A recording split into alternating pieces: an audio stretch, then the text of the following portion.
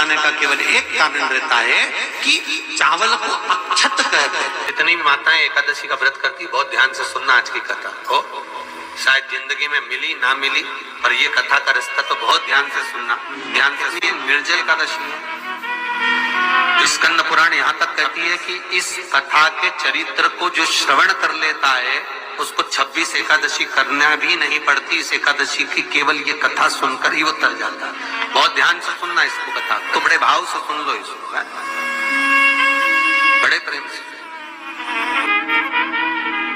इसलिए सारी एकादशियों में निर्जला एकादशी की महत्वता शास्त्र प्रमाण करता है महाराज।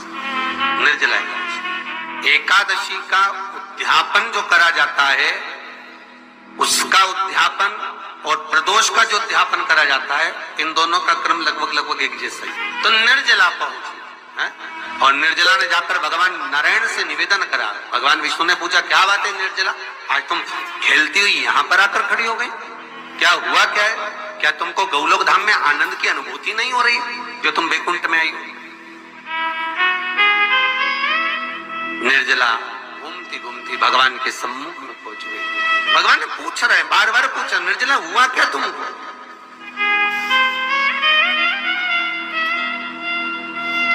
ए निर्जला, ए एकादशी, हुआ क्या है तुम? क्या कारण है तुम्हारे यहाँ आने का, वैकुंठ पहुंचने का? बहुत ध्यान देना महाराज। शास्त्र कहता है सोमवार, मंगलवार, बुधवार, गुरुवार, शुक्रवार, शनिवार, ये देवता वो देवता सबके व्रत कर लो, सारे व्रत कर लो, पर ये व्रत आपको परमात्मा के धाम तक लेकर नहीं जा सकते, क्योंकि इनका जो पुण्य है वो मृत्यु लोक में आप थोड़ा सा भी व्रत करते हैं तो पुण्य समाप्त हो जाता है। पर हिंदू धर्म के 3 व्रत ऐसे बता दिए जिन व्रतों का पुण्य समाप्त नहीं हुआ।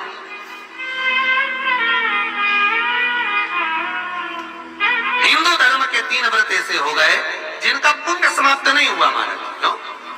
जिनका पुण्य प्रबलता में बढ़ता गया। पहले नंबर पर एकादशी,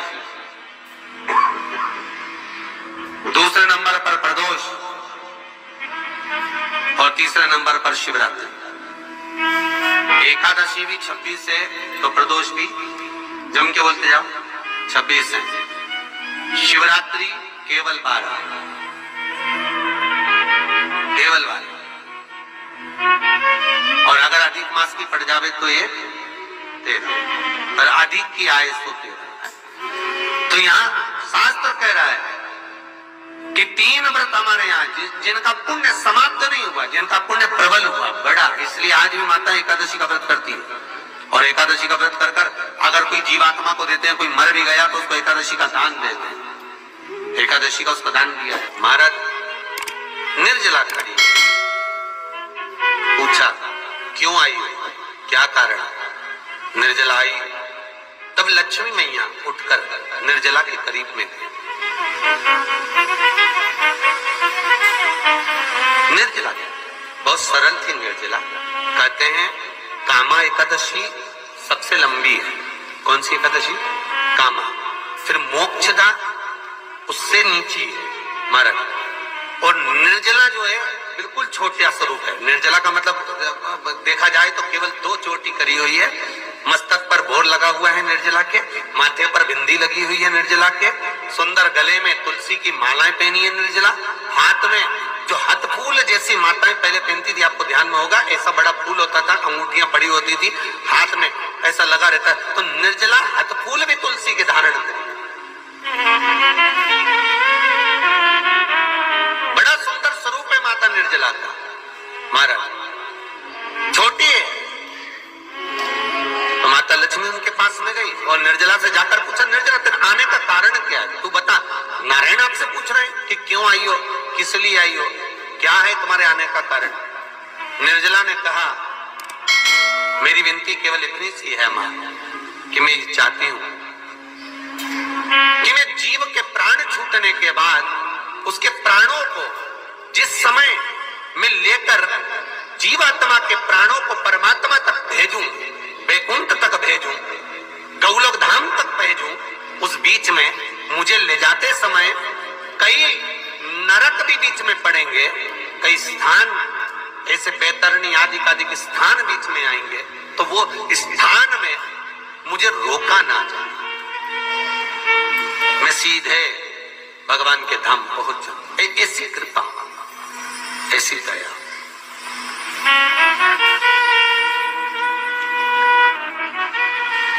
स्कंद पुराण यहां तक कहती है कि इस कथा के चरित्र को जो श्रवण कर लेता है उसको 26 एकादशी करना भी नहीं पड़ती। इस एकादशी की केवल ये कथा सुनकर ही वो तर जाता है। बहुत ध्यान से सुनना इसको, कथा को। सबसे पहला नियम एकादशी व्रत का, सबसे पहला नियम है कि आप जिस दिन व्रत करो उसके एक दिन पहले भक्ति का संचार इस हृदय में कर लो। भक्ति का संचार इस हृदय में कर लीजिए। जिस दिन आप व्रत करो, जैसे एकादशी का व्रत कर रहे हो तो दशमी के दिन शाम का समय जब आवे, रात्रि जब होने लगे, शाम का समय आवे और रात्रि का आप जब भोजन ग्रहण करो तो उस भोजन में कोई ऐसा पदार्थ ग्रहण मत करिए जिस पदार्थ के कारण आपकी एकादशी बिगड़ जाए।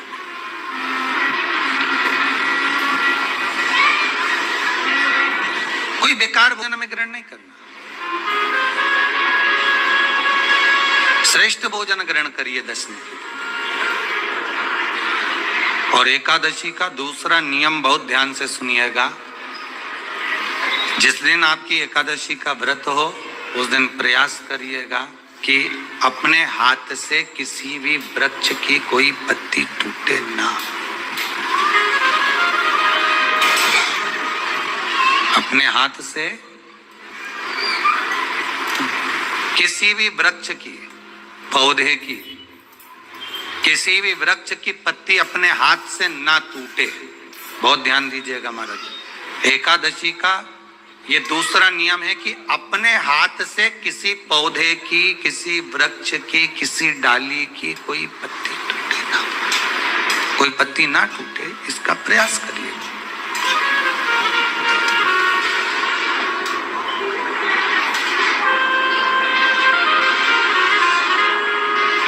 कितना सुंदर व्याख्यान कहा है, कितना सुंदर वर्णन है महाराज कि मात्र एकादशी का व्रत कर लेने पर, मात्र एकादशी का व्रत कर लेने पर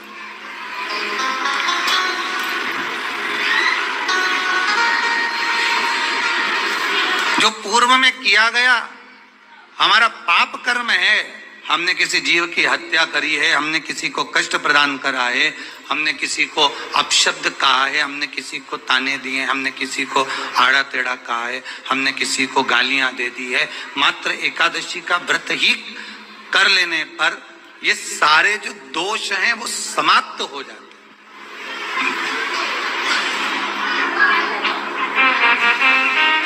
सारे दोष हमारे समाप्ति पर आ जाते हैं।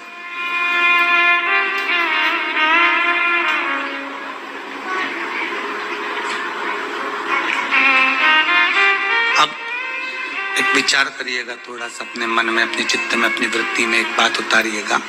एक अपने मन में एक बात को उतार कर रखिएगा कि आप अपने पाप को, अपने पाप कर्म को जिस दिन क्षीण करने वाले हो, समाप्त करने वाले हो, अपने पाप को आप जिस दिन समाप्ति पर लेकर जा रहे हो तो उसके एक दिन पहले आपको प्रसन्नता होना चाहिए कि नहीं होना चाहिए कि कल मेरा पाप कटने वाला है, कल मेरा पाप समाप्त होने वाला है। जो मैंने पाप कर्म करा है वो समाप्त होगा, जो मैंने पाप कर्म करा है वो कल समाप्त हो जाएगा। तो एक दिन पहले आपके चेहरे पर प्रसन्नता हो कि ना हो?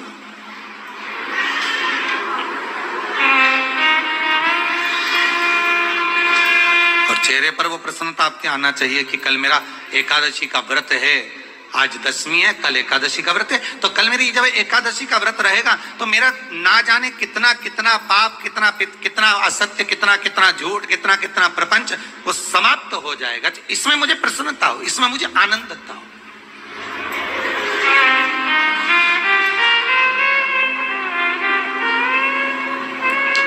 कहा गया कि प्रयास करिएगा कि एकादशी के दिन कोई वृक्ष की, कोई डाली की, कोई कोपल की कोई पत्ती ना तोड़ी जाए।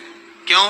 तो कहा अगर उस पत्ती को हम तोड़ देते हैं, वृक्ष की पत्ती को या क्यारे में लगी हुई कोई डाली की पत्ती को हम तोड़ देते हैं, तो एकादशी का पुण्य फल प्राप्त नहीं होता। एकादशी का कोई फल हमारे खाते में नहीं जाता, पुण्य फल प्राप्त। अब फिर भले तुम चाहे तुमने मोरदन खाया हो, चाहे तुमने फिर चिप्स खाई हो, चाहे तुमने फिर व्रत का कितना ही सामान खा गए हो और तुमने सोचा कि आज मेरी एकादशी है, तो फिर उसका कोई फल प्राप्त नहीं है, उसका कोई सुख प्राप्त नहीं है आपको, फिर उसका कोई आनंद प्राप्त नहीं है आपको, तो उसमें कोई आनंद की अनुभूति आपको नहीं मिल रही। तो याद रखिए, गौदान और एकादशी, श्रीमद वल्लभाचार्य जी ने मायावत का खंडन करा था जगन्नाथपुरी में, और श्रीमद वल्लभाचार्य जी ने कहा था एकादशी मरने के बाद मत दो, एकादशी जीते जी दो। कहा था कि नहीं कहा था? जीते जी दान करिए। इसलिए जगदीश में, जगन्नाथपुरी में एकादशी उल्टी लटकी हुई है। करें आपने दर्शन? जगदीश में एकादशी को उल्टा लटकाया। क्यों? क्योंकि वल्लभ ने कहा कि एकादशी जीते जी दो। कई पंडितों कहते हैं तुम्हारे दादाजी मर गए, जब 12वें का दिन होता है ना, तो पंडित जी संकल्प छुड़ाते हैं, देव एकादशी। बड़े बेटे ने 5 दे दी, छोटी बहू ने 3 दे दी, उसने 2 दे दी, उसने 2 दे दी, तो क्या तुम्हारे दादाजी भिखारी थे जो तुम्हारी एकादशियां लेकर जाएंगे? और तुम कौन होते हो दादाजी को एकादशी देने वाले? तुमने कौन सा इतने पुण्य कर लिए जो तुमने एकादशी दे दी? एकादशी के दान की महत्वता श्रीमद वल्लभाचार्य जी ने कहा कि कोई व्यक्ति अगर खटिया पर सड़ रहा है, पलंग पर तड़प रहा है, हॉस्पिटल में पड़ा हुआ है, तो निवेदन है कि उसको देखने जाओ तो अपनी करी हुई एकादशी में से 2 एकादशी का दान उसको तुरंत दे दो। क्यों? तो जिससे उसको मोक्ष मिल जाए, मरने के बाद नहीं। क्योंकि मरने के बाद तो वो 10वें के दिन, गरुड़ पुराण में लिखा है 10 दिन तक जीवात्मा घर की अटारी पे रहती है। कितने दिन? 10 दिन। 10 दिन के बाद जीवात्मा चली जाती है। कहाँ जाती है? उसको जहां जाना है। 3 दिन में उसको भोग भोगना पड़ता है जीवात्मा को। 3 दिन नरक का भोग भोगती है, उसके बाद स्वर्ग का भोग भोगती है। 18 दिन में ये प्रोसेस पूरी हो जाती है। कितने दिन? 18 दिन। 18 दिन के बाद में उस जीवात्मा को धान के खेत में पटका जाता है। किसके खेत में? धान के, चावल के खेत में। इसलिए कहते हैं एकादशी के दिन चावल मत खाओ। कहते कि नहीं कहते? और क्या कहते हैं? द्वादशी के दिन चावल खाना जरूरी है। एकादशी का पालना करना है तो द्वादशी को चावल का 1 गिलास खाओ, तब द्वादशी को चावल खाओगे तो एकादशी लगेगी। चावल नहीं खाओगे तो एकादशी नहीं लगेगी। द्वादशी को चावल खाना जरूरी है। क्यों कहते हैं? क्योंकि धान के खेत में जीव को छोड़ा जाता है, उस धान के खेत में, चावल के खेत में जीवात्मा रहती है। उसको चिड़िया खाती है तो चिड़िया के रूप में जन्म लेता है, मनुष्य खाता है तो मनुष्य के रूप में जन्म लेता है। इसलिए एकादशी के दिन चावल नहीं खाया जाता, क्योंकि एकादशी के दिन हम चावल खाएंगे तो जीव हत्या का दोष लग जाएगा। फिर कब खाना है? द्वादशी के दिन। द्वादशी के दिन क्यों खाया जाता है? क्योंकि हम एकादशी के व्रत करे रहते हैं, और पहला घासा जब चावल का खाते हैं तो अपनी करी हुई एकादशी का पुण्य, जितने जीव हमारे मुंह में जाते हैं उनको उसका पुण्य मिल जाता है, और उनका फिर जन्म नहीं होता, वो तर जाते हैं, उनको एकादशी का भाग मिल जाता है। इसलिए कहते हैं एकादशी को चावल मत खाओ, पर द्वादशी को